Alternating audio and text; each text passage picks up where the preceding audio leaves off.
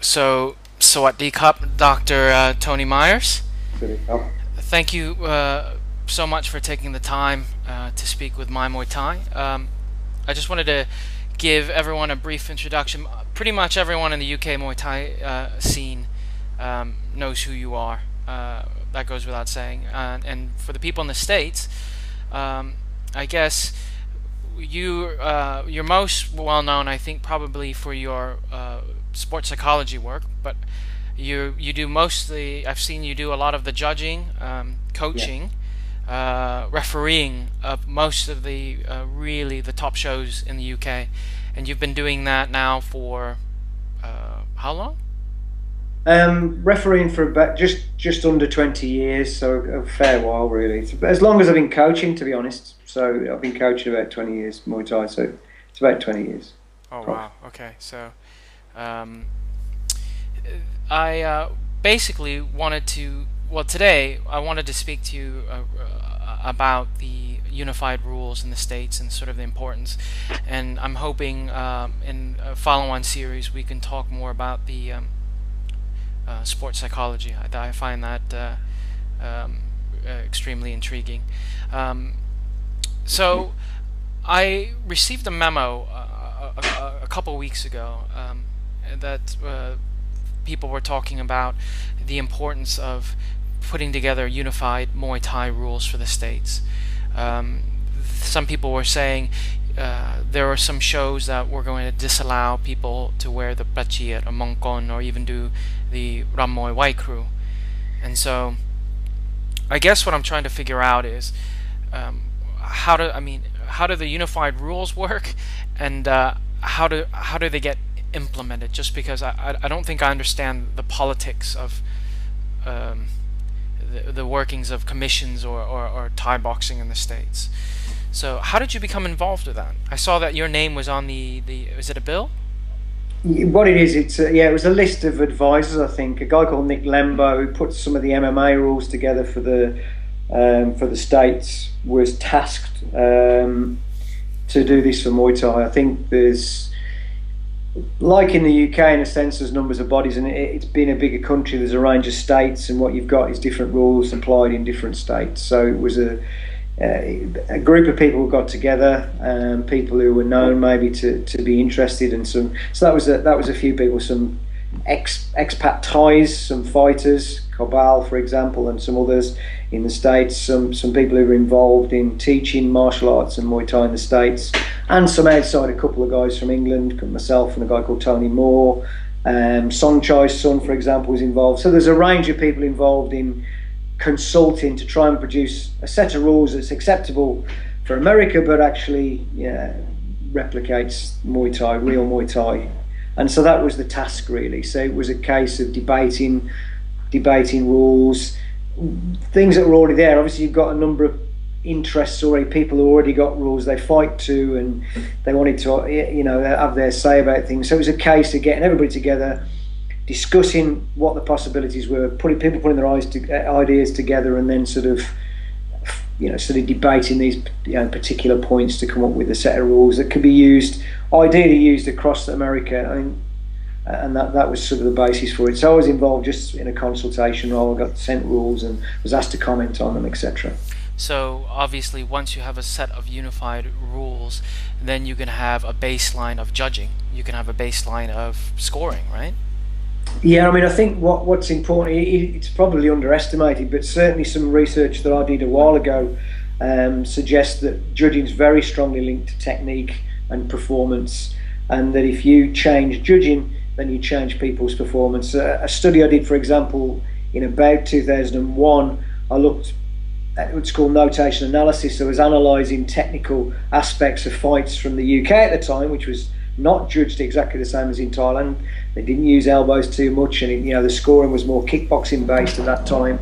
And I analysed Thai boxers from Thailand, and it was noticeable that the Thais had very consistent technique, and the UK was very eclectic. They didn't really. They had, very much depended. And I think that some subsequent research suggested really that was down to the type of rules they were fighting to. The Thais knew exactly how to win or try to win because their judging was applied consistently, and they were very familiar with that, and they knew that, what to do really to win.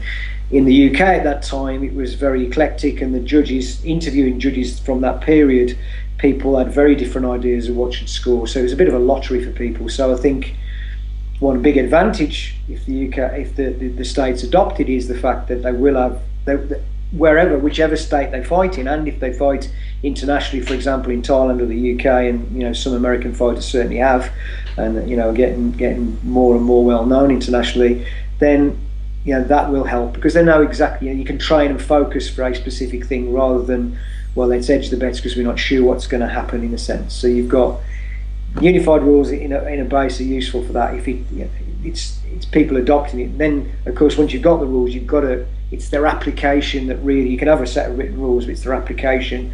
Therefore, to make these really work, judge education will be key, and that probably. You've put together, I know, a lot of clinics around judging and scoring in the UK, and unfortunately I was unable to make the last one, but the judging in the UK, it's at a much higher level than it is in the States, isn't it? As far as consistency and sort of. It is, yeah. Yeah. The consistency now. Well, I guess. I've not formally investigated the States. I certainly did formally investigate the UK prior to training people and post training people, and there was certainly a significant difference in consistency. Something like 75% consistency prior to serious training in judging, and to 90% plus. You're still obviously going to get differences. Sure. There's differences, but a very high percentage of consistency across. That was across a random sample of 50 fights. So there is consistency.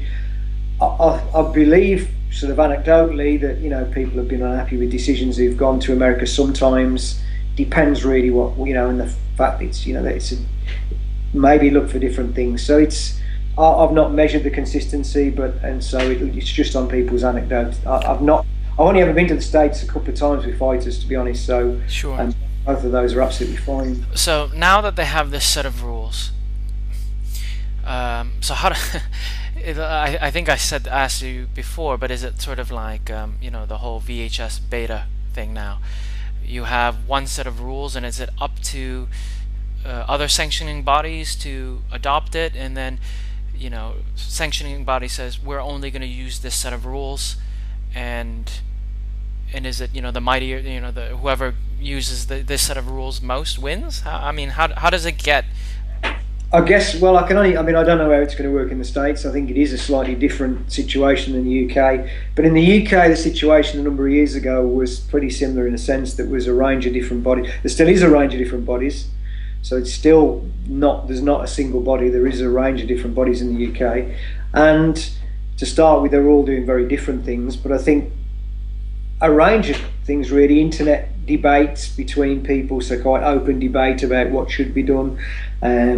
The offer of training for people, and I personally decided that I wasn't going to be sticking to one group, because that meant that group would, that's the only group that'd be exposed to it. So at the time, originally probably travelled to Ireland, travelled to Scotland, travelled around the UK, essentially saying, look, this is how it's judged in Thailand, and leave it up to them to decide whether to do it. It wasn't taken up immediately. There was resistance to it. When people are established in anything, they're necessarily thinking, well, we're happy with the status quo. We're not really wanting to change. But I think some people did change. Some people who were very established actually changed and realised that when they looked at it, they needed to change things if they wanted to improve. Otherwise, the standard had stayed the same on an international level. There were some brilliant fighters, but they're individuals, and the standard overall was not improving generally.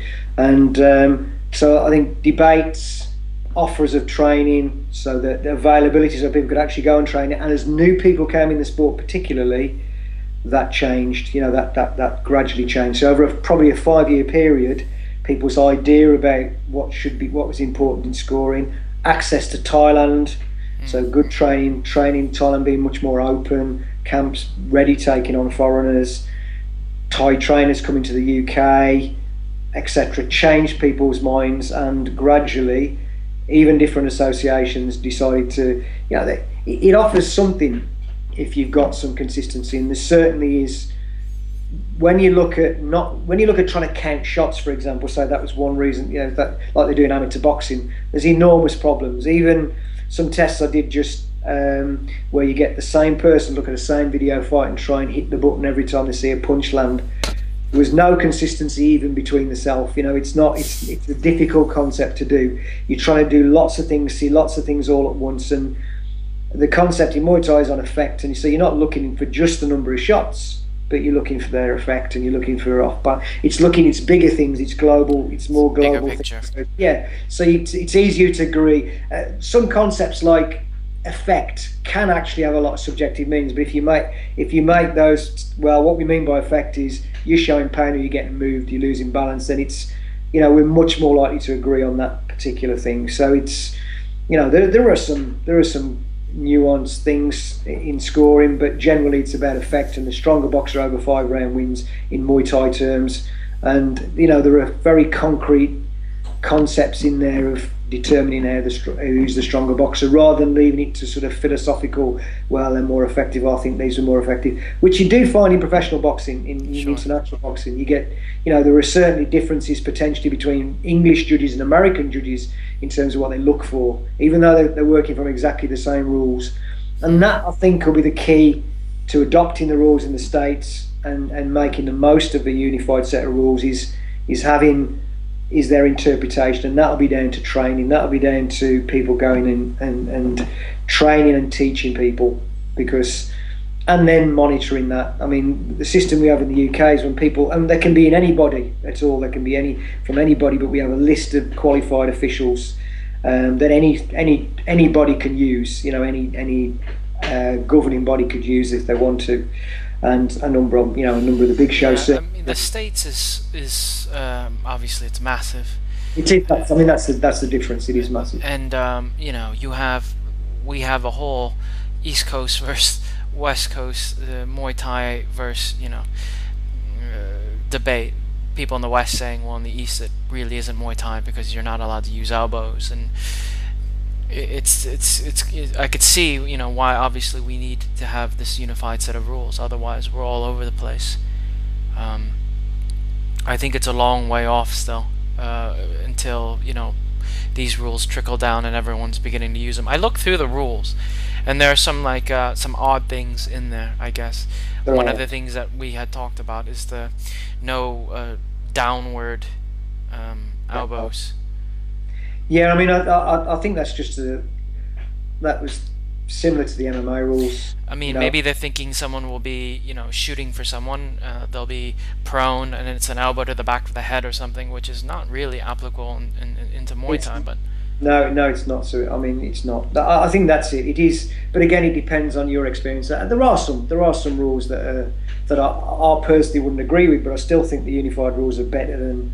At least they make a reasonable attempt to try and have a set of rules that are very, very similar to the rules in Thailand. There are some differences, you said. The downward elbow rule, I'm not sure why you're allowed to elbow every other way, and I can understand it makes sense if you're wrestling in MMA and you don't want people to hit the neck, as you said. In Muay Thai, that's not really.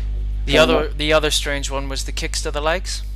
Yeah, I mean, you're allowed to kick the legs, but there's no, you wouldn't be allowed to use a side teep to the knee, really, which is the argument being that you could really seriously damage the knee, which is potentially true, even though and it has happened, but I've not really. I can't say and I have refereed thousands of fights over a period. I have never seen anybody seriously injured with that type of kick. So the actual, it's more what potentially people think might happen and what an evidence-based injuries, because really it's a dangerous sport, and we know that we definitely have evidence that getting hit to the head's bad for you, and that getting lots of concussions damages brains permanently. So it was a little bit contradictory to me. But so you can fix knees, but you really can't fix your brain. You can't. I mean, the worst that could happen with a knee injury is reconstructive surgery to the knee. You'd have to do that, and but that's not. The brains don't repair quite the same. It's not the same. So there were some little differences, but again, what it was a consensus, and again, it was a group of people who agreed a set of rules, and you're never going to have everybody agreeing. And I'm sure every single person thought, "Well, I don't think that was right," or "I wish they'd have done that." But I think there were a consensus from the group of people in the end, and there are a set of rules that can be worked with. Maybe in the future they can be modified as more medical based evidence comes in on things. You know that. No. Sure. Well, Dr. Mas, I feel like okay, I'm closer now to understanding how this is all going to get rolled out. But I do see the importance, and I can clearly see it in the scoring and judging in the UK versus the States. Um, uh, Once again, I really appreciate your time taking it out to talk with us. Um, like I said, I hope we can catch up with you. Uh, we always get questions on My Muay Thai about scoring. I know that there's a lot of literature out there, but it would be interesting to get a follow-up interview on that, and obviously the various topics on peak performance and sports psychology. Yeah, and that'd be good. Yeah, definitely. Well, Thank you very much indeed. thank you very much. I appreciate your time, and My Muay Thai thanks you, and Oh, we'll speak to you soon. great stuff.